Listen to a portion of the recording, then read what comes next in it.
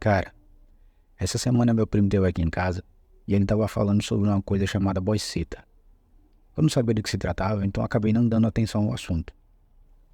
No dia seguinte, quando eu tô no YouTube, a primeira coisa que o YouTube me recomenda é um vídeo do boiceta. Atiçaram minha curiosidade, mas agora tem minha atenção. Como era a segunda vez que eu ouvia falar do tema, eu fiquei curioso, então eu cliquei para ver do que se tratava. A primeira coisa que eu vejo é um cara gordão vestindo uma camisa rosa do Flamengo. Uma coisa bizarra. A coisa bizarra a qual eu estou me referindo é a camisa rosa do Flamengo. Não me entendam errado. Só que dando uma segunda olhada, eu pude notar que aquilo ali não era um homem. Não tinha como ser um homem. Na verdade, era uma mulher que tinha passado por uma transição de gênero e agora se dizia um homem. Se dizia, né? Porque homem de verdade não tem como ser. Abre aspas para o que a pessoa fala no vídeo. Eu sou uma pessoa transmasculina, mas minha identidade de gênero mesmo é boiceta. Mas eu sou uma pessoa de gênero fluido também. Então entendo as nuances do gênero, para onde ele caminha, e ser boiceta me dá muita liberdade de expressar minha feminilidade quando eu quero e ter essa identidade meio bicha, que é muito bom. Meu gênero flui. Dependendo do espaço, eu não controlo. Mas algumas vezes eu controlo, declarou o artista durante participação no podcast Entre Amigos. Olha só o nome do podcast, mais uma dessas porcarias ideológicas.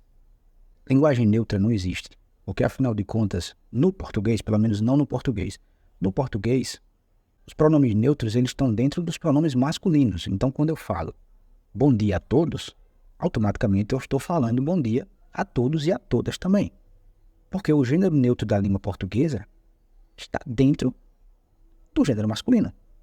Mas voltando ao boiceta, beleza.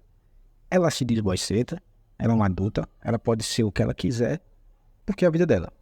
Só que o problema com essas ideologias idiotas e absurdas é que, afinal de contas, ela começa a afetar pessoas que não deveriam estar envolvidas nesse tipo de coisa, como é o caso das crianças. Porque essa galera, esse pessoal, eles não estão apenas pensando em ter liberdade de se expressar, de se sentir da maneira que quiser. Eles querem propagar esse tipo de ideologia para outras pessoas. E as pessoas mais afetadas são as crianças que ainda estão em fase de desenvolvimento. Porque, afinal de contas, essa porcaria de ideologia está chegando às crianças cada dia com mais frequência. Seja pela internet ou até mesmo dentro das escolas. Porque muitos professores, e existem professores assim, são adeptos desse tipo de ideologia e acabam levando ela para dentro das escolas e fazendo com que ela se torne algo comum na vida das crianças. Sendo que isso não tem nada de comum. Claramente, ao ouvir o que ele fala, a gente consegue notar que a pessoa que está falando, ela não está bem. Ela não está conseguindo pensar de uma maneira correta. Claramente, essa pessoa ela deve sofrer de algum distúrbio mental. É óbvio isso, porque ela não consegue sustentar os próprios argumentos, as próprias ideias. Então, uma hora fala uma coisa, outra hora fala que tem gênero fluido e fica confundindo o que está falando. E no final, nem ela mesma sabe o que quer, o que é e como se chamar. E ainda assim, ela quer que outras pessoas aceitem ele/ela da maneira que ele é. Só que afinal de contas, nem ele mesmo sabe o que é. Como é que eu vou aceitar algo que eu não entendo? Porque ela fala lá no podcast com as amigas e no final diz que o gênero é boiceta, só que ela mesma não diz o que seria boiceta. Ela só fala, isso aí é meu gênero. E ainda quer que as outras pessoas aceitem um discurso que ela mesma e as amiguinhas, ou amiguinhos, sei lá, não são capazes de sustentar. Isso já começou a ficar ridículo.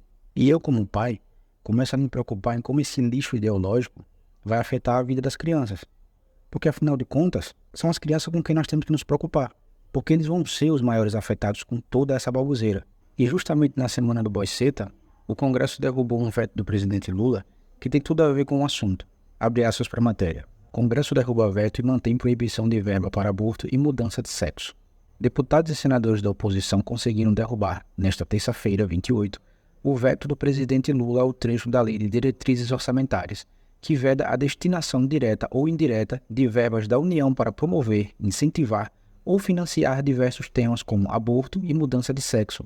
Por exemplo, a retomada do trecho foi definida com ampla margem no Congresso Nacional, Foram 309 votos contra o veto e 107 a favor na Câmara, e 47 contra e 23 a favor no Senado. Com a derruba do veto à emenda patriótica, o governo fica proibido de destinar recursos para invasão ou ocupação de propriedades rurais privadas, realização de abortos não permitidos em lei, cirurgias para troca de sexo de crianças e adolescentes, ações que possam influenciar crianças e adolescentes a terem opções sexuais diferentes do sexo biológico e ações tendentes a desconstruir, diminuir ou extinguir o conceito de família tradicional formado por pai, mãe e filhos. Bateu uma salva de palma aqui pro profissional. Agora eu fico me perguntando o que é que se passa na cabeça dessas pessoas. Porque afinal de contas, nós que somos adultos acabamos mudando de opinião com bastante frequência. Imagine só uma criança ter todo esse poder na mão de decidir se quer ou não mudar de gênero. Porque, imagina só, um menino ou menina com 5 anos de idade e que acha que não se sente bem da maneira com que é.